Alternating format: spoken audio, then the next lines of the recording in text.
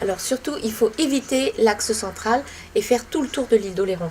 Donc déjà ici à Saint-Trojan-les-Bains, l'incontournable c'est cette grande plage de Gatso. Gatso c'est toute une histoire, c'est là où les galions chargés de sel faisaient naufrage en essayant de passer le Pertuis de Montmusson. Et pour voir ce Pertuis de Montmusson avec tout son côté sauvage, les vagues, etc., le mieux c'est de prendre le petit train qui vous emmène juste au bout ici. Ça n'est accessible que par le petit train ou à pied. Et là, vous allez voir, c'est un grand moment de bonheur.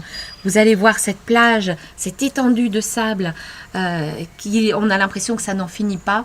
Ces vagues, ce côté sauvage, cette forêt qui longe la plage, c'est vraiment merveilleux.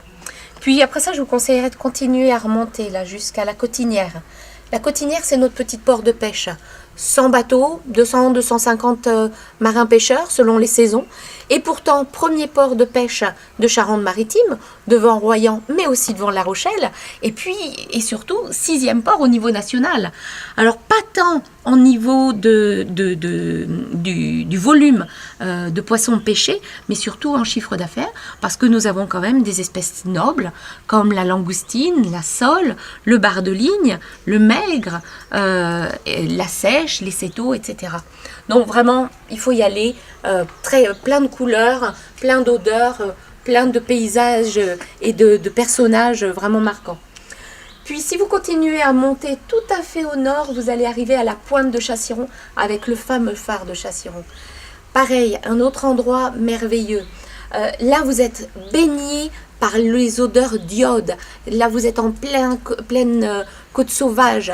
Donc, quand même, hein, l'endroit où les naufrageurs se donnaient rendez-vous. Donc, vous imaginez un petit peu toutes ces vagues, mais aussi le lieu de nourriture pour les autochtones qui avaient construit ces fameuses écluses à poissons qui leur permettaient donc de se nourrir sans aller chercher les dangers de la mer au large.